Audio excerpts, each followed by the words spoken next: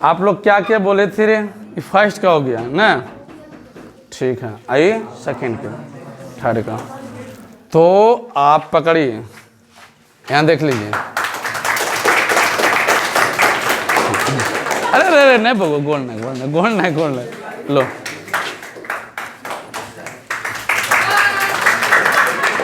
अरे गोल नहीं लगल, चला ना जान, गोल लगना जरूरी नहीं है, उतना बड़ा नहीं। जाके बैठ सकते हैं, जाओ। इसको क्या, हम तो थर्ड के ऐसे दो वो नहीं करते थे, लेकिन दे देते हैं। हौसला लो रे बो, इन्हें आ जाओ, इन्हें आ जाओ।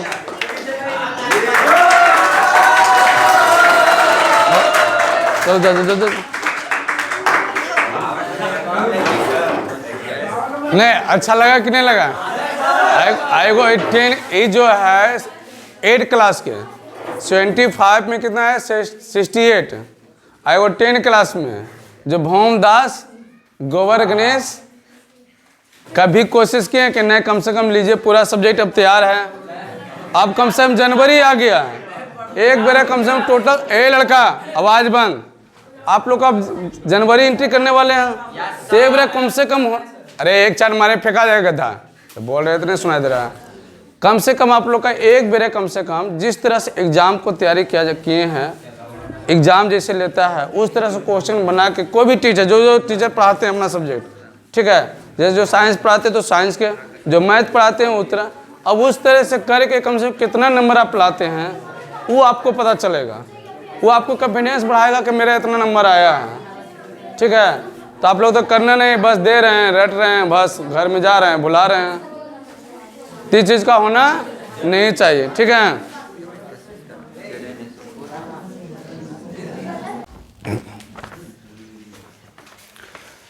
देखिए जितना भी जैसे जबरी सैटरडे के, इस सैटरडे उस संडे के जो है हम आपको दिए थे, उसमें भी कितना क्वेश्चन था 85 और इसमें कितना है 100, इसमें 100 तो 185। इसमें से अगर आप लोग अगर आध कर लेते हैं तो लगभग में आपको जितना भी ऑब्जेक्टिव अगर पूछ रहा है एग्जाम बोर्ड में क्लास 10 के लिए वो लगभग में बन जाएगा। और नहीं तो अगर इससे ना हम जितना आप इससे बता देते हैं डिस्कस करके, अगर गौर से सुनते हैं और देखते हैं तो एक भी क्वेश्चन शायद छूटना नहीं चाहिए। अब इसमें आप अगर नहीं पढ़ते तो जिम्मेदारी किसका है? आप लोग का। तो इसलिए अगर मेहनत करिएगा तभी कुछ हो पाएगा, नहीं मेहनत करिएगा कुछ नहीं। आइएगा जाइएगा कहूँ कुछ नहीं होता है, क्योंकि मेहनत करना किसको है? आप लोग का है। अब मेहनत करिएगा तभी रिजल्ट आएगा। आपको 100 क्वेश्चन लिखने के लिए हमको 3 दिन लगा। आपको तो लगता है इससे तो क्या है, इससे तो ऐसे लिख देंगे, लेकिन इसके बीच में हमको क्या करना पड़ता है? पढ़ना पड़ता है, कि ताकि हम आप लोग के इसके एक क्वेश्चन की जगह पर 2-2 3-3 क्वेश्चन इसको डिस्कस कर सकें। लेकिन आप लोग क्या है, चलो मिल गए तो आसान है, इसको तो ऐसे रट जाएंगे, तो इस नहीं। इसीलिए कहते हैं जो 100 क्वेश्चन है यहाँ 200 हो जाता है। हो जाता है कि नहीं हो जाता है?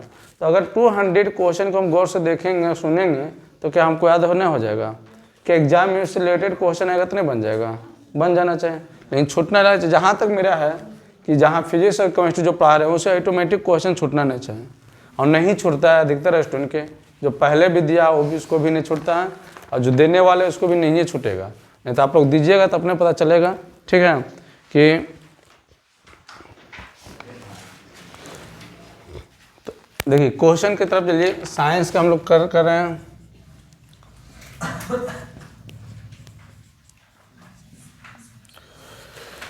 क्वेश्चन है कि पौधों के मादा युग्मक को क्या कहते हैं? इन्हें पहला क्वेश्चन क्या है? पौधों के मादा युग्मक को क्या कहते हैं? तो क्या कहते हैं? अंडाणु कहते हैं। क्या कहते हैं? अंडाणु कहते हैं। किसका? हाँ, पौधों के मादा युग्मक को क्या कहते हैं? अंडाणु कहते हैं। दूसरा क्वेश्चन है निषेचन के फलस्वरूप निर्माण क्या होता है? देखिए निषेचन के जो फलस्वरूप होता है, अगर बता दिए निषेचन से पहले अगर देखते होंगे जनन ना, जनन 2 प्रकार के पढ़ाए थे। एक लैंगिक पढ़ाए थे, लैंगिक जनन, और वो क्या पढ़ाए थे? अलैंगिक जनन। इन पढ़ाए थे लैंगिक जनन और अलैंगिक जनन। लैंगिक जनन में क्या होता है? एक नर प्लस मादा भाग लेते हैं ना, किस में? लैंगिक जनन में नर और मादा भाग लेते हैं। जो नर और मादा अगर भाग लेते हैं, जिसे जनन अगर कहते हैं, जनन किसे है, क्या किसे कहते हैं, जनन किसे कहते हैं, हाँ, अपनी जैसी संतानों को उत्पन्न देता है। तो यही नर और मादा जो निषेचन करता है, जब नर और मादा क्या करता है, निषेचन करता है, तो निषेचन करने के बाद, जब निषेचन करने के बाद अगर बात कर लिया जाए, इसमें जो है मादा में लिंग जो होता है, लिंग गुणसूत्र, क्या लिंग गुणसूत्र, अगर लिंग गुणसूत्र की बात करें तो एक्स एक्स है ना, और नर के अगर बात कर लिया जाए लिंग गुणसूत्र, ठीक है, लिंग गुण सूत्र, तो क्या होता है एक्स वाई। जब ये दोनों लिंग गुणसूत्र आपस में मिल जाते हैं तो क्या बनता है, जायकोट बनता है, जिसे क्या बनता है, युग्मज, जिसे हिंदी में कहते हैं, इंग्लिश में जायकोट। क्वेश्चन यही था कि निषेचन के फलस्वरूप निर्माण क्या होता है, जायकोट या युग्मज बनता है। क्लियर हो गया।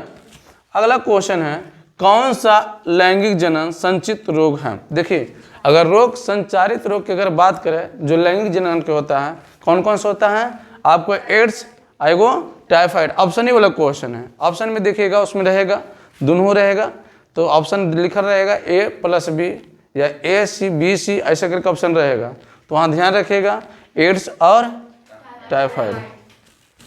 अच्छा, एड्स जो फैलने के किसके कारण है, एड्स जो फैलता है क्या होता है, ये जो है संक्रामक बीमारी था, ये जो है क्या है, संक्रामक रोग है, ये क्या है, संक्रामक रोग है। एड्स जो, एड्स का पूरा नाम पता है, एड्स का देखिए पूरा नाम क्वेश्चन हो जाएगा।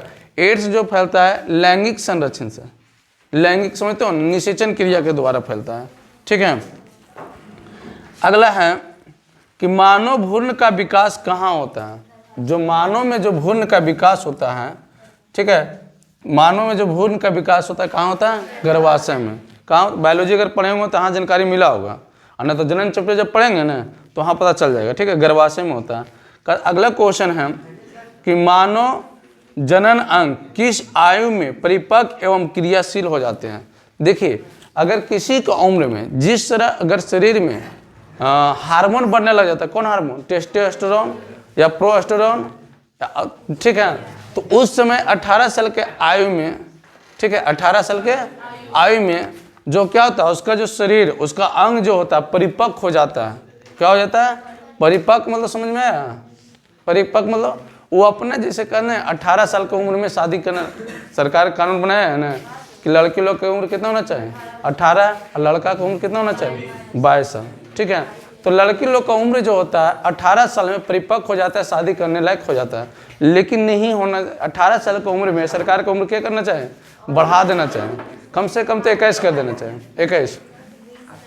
क्योंकि होता क्या है, सबसे बड़ा समस्या क्या होता है, अभी आपको देखते हो, जैसे 18 साल के अगर बच्चे छोटा में 18 साल की उम्र है क्या, 10वां प्लस इंटर पास होते हैं, अगर इंटर पास होते हो तो अगर 18 साल की एज में अगर शादी कर देता है तो आजकल दवाई पर टिके रहते हैं, थोड़ा सा कुछ नहीं हुआ, क्योंकि उसका शरीर पूरा जो ढांचा होता है, पूरा शरीर जो होता है पूर्ण रूप से परिपक्व नहीं हो पाता है, पूर्ण रूप से, ठीक है। जो पूर्ण रूप से परिपक्व जब नहीं हो पाने के कारण उसका शरीर में बहुत सारे बीमारी भी क्या होता है, उत्पन्न होता है। बहुत सारे सुने होंगे कि बहुत कम एज में शादी हो गया, देखते बहुत सारी दवाई खा रहा है, वो दवाई खा रहा है, दवाइये पर भी टिक रहा है।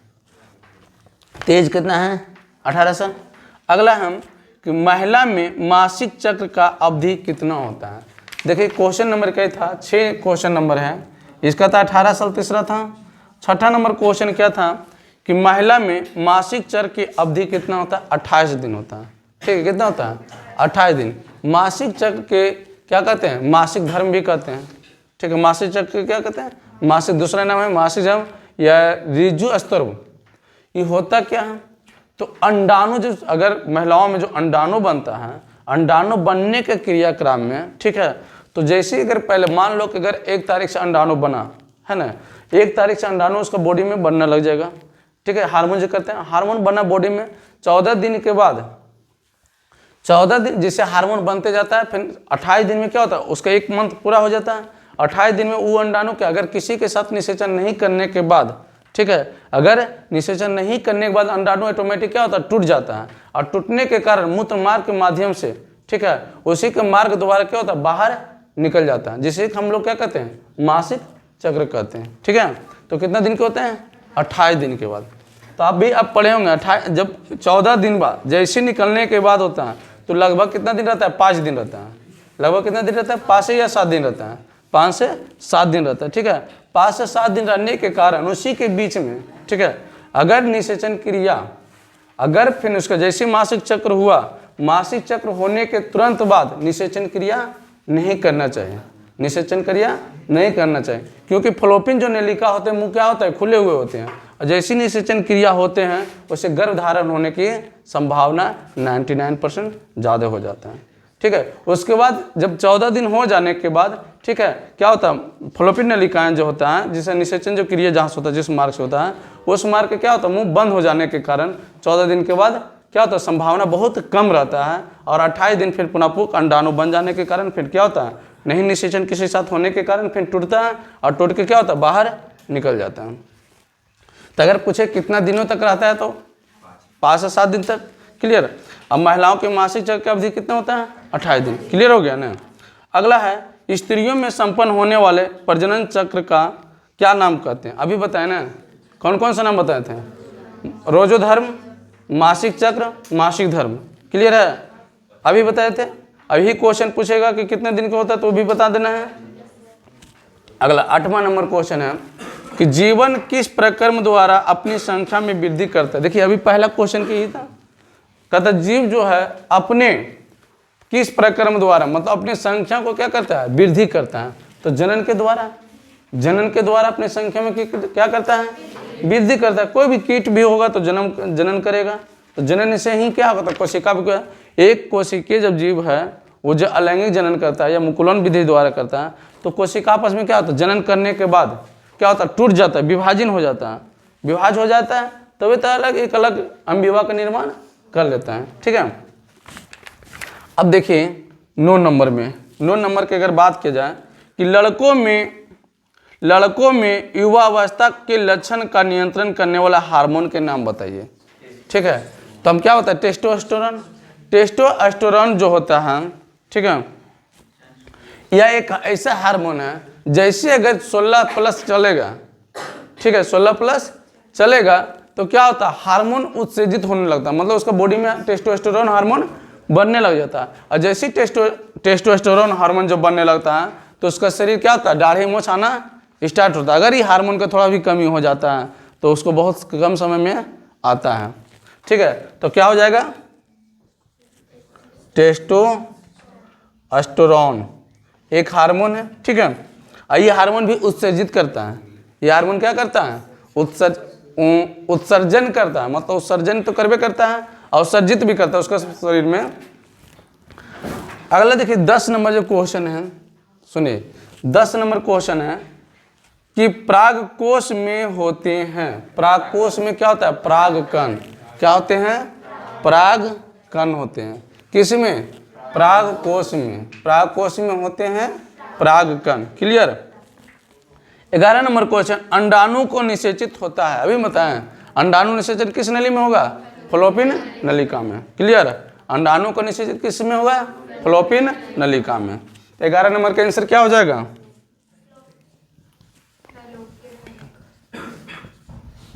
नलिका। अब देखिए 12 नंबर क्वेश्चन है, ठीक है।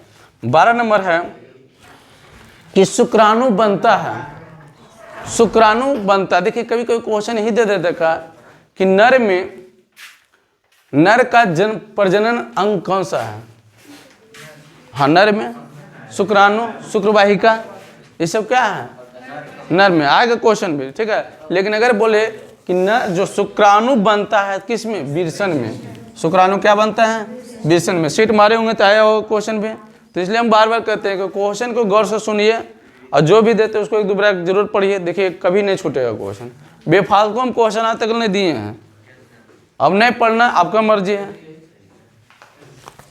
अगला क्वेश्चन है, कहता ईस्ट में किसके द्वारा अलैंगिक जनन होते हैं, ईस्ट में किसके द्वारा अलैंगिक जनन होते हैं। तो क्या होगा, देखिए 3 नंबर 13 में मुकुलन, इसको आंसर सुधार लेना, यहाँ ईस्ट लिखा होगा, ठीक है, यहाँ क्या होगा मुकुलन, या क्या होगा मुकुलन, सुधार लेना। तो 13 नंबर में जो है ईस्ट में किसके द्वारा अलैंगिक जनन होता है? तो मुकुलन द्वारा। यहाँ आंसर सुधारिए, ठीक है।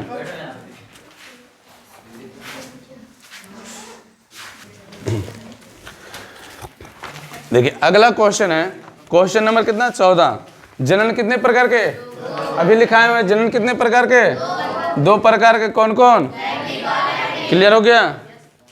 आगे कैमा में 14 नंबर में क्या जनन कितने प्रकार के? 2 प्रकार के होता है। लिखा हुआ पहला क्या है? लैंगिक, और दूसरा क्या है? अलैंगिक। अब देखिए 15 नंबर क्वेश्चन है, नर जनन तंत्र का भाग है। देखिए क्वेश्चन को तुम रट जाइएगा, नर जनन तंत्र और मादा जनन तंत्र, एक को तुम पूछिए रहता है, कोई भी सेट में आप मारते होंगे तो। देखिए नर जनन तंत्र का भाग कौन कौन सा है?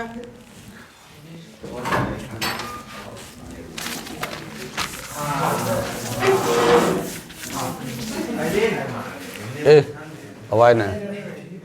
15 नंबर क्वेश्चन में है कि नर जनन तंत्र का भाग क्या है रे? पहला है विरसन, दूसरा है अधिविरसन, तीसरा क्या? शुक्रवाहिका,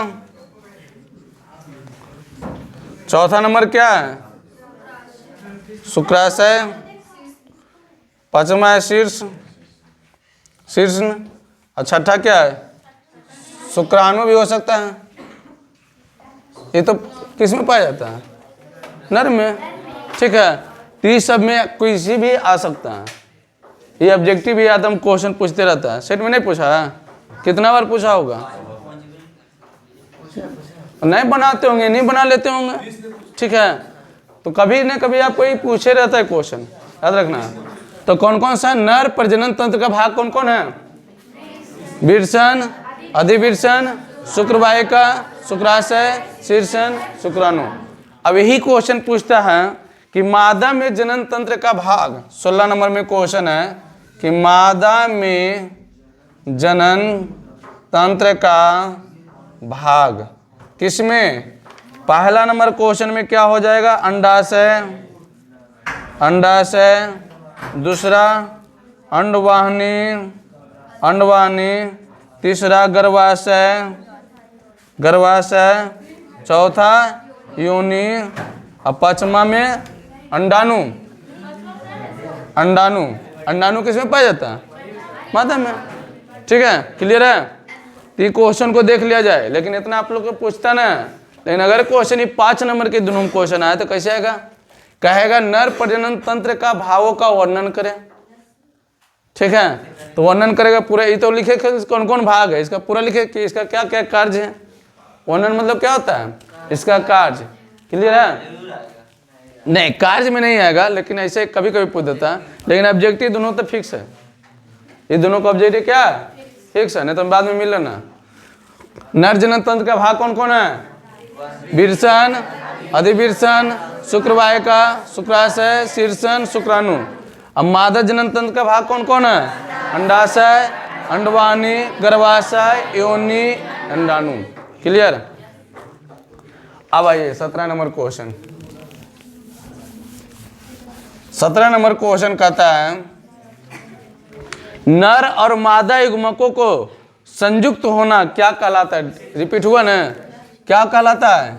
निषेचन। क्या कहलाता है? निषेचन। नर और मादा युग्मकों को संयुक्त होना क्या कहलाता है? निषेचन कहलाता है। क्लियर? अगला, विखंडन और मुकुलन तथा बीजाणु जनन में कौन सी जनन होता है? देखिए विखंड अभी बताया, किसमें? मुकुलन क्या था? तो 18 नंबर क्वेश्चन है कि विखंडन में, मुकुलन में और बीजाणु जनन में कौन सी जनन होता है? तो अलैंगिक जनन होता है। कौन सी जनन होता है? अलैंगिक जनन होता है। क्लियर? कौन सा जनन होता है? अलैंगिक जनन होता है। अगला क्वेश्चन है, देखिए 19 नंबर क्वेश्चन है कि फूल में नर प्रजनन अंग को क्या कहते हैं? क्या कहेंगे? पुंकेसर। क्या कहेंगे? पुंकेसर। किसमें? फूल में नर प्रजनन अंग को क्या कहते हैं? पुंकेसर।